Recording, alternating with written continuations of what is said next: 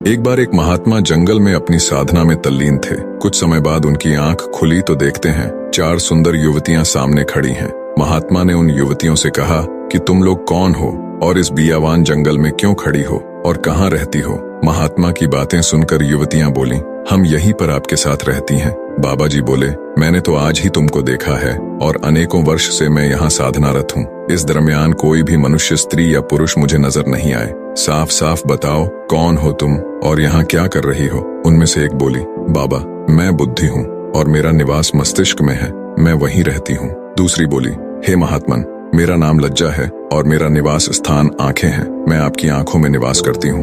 अब तीसरी भी बोल पड़ी, हे साधु, मेरा नाम दया है, मैं हृदय में निवास करती हूँ, अर्थात आपका हृदय ही मेरा घर है।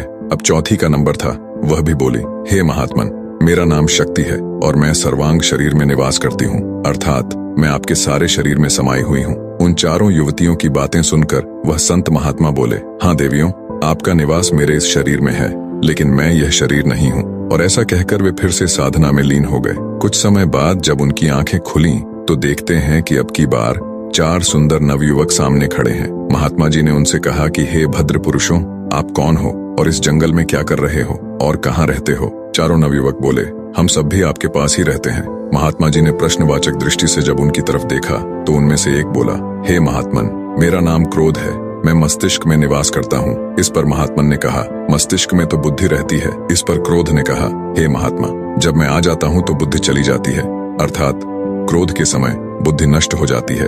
अब दूसरा युवक बोला, हे महात्मा, मेरा नाम काम है, मेरा निवास स्थान आंखों में है। इस पर महात्मन बोले, आंखों में तो लज्जा रहती है। हाँ, आपने ठीक कहा, पर जब मैं आ जाता हूँ तो लज्जा शर्म चली जाती है और मनुष्य माँ, बहन, पत्नी की पहचान खो देता है।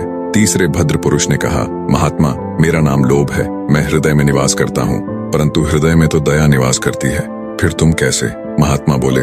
इस पर लोभ ने कहा, जब मैं आ जाता हूँ तो दया दूर चली जाती है। अब चौथे की बारी थी।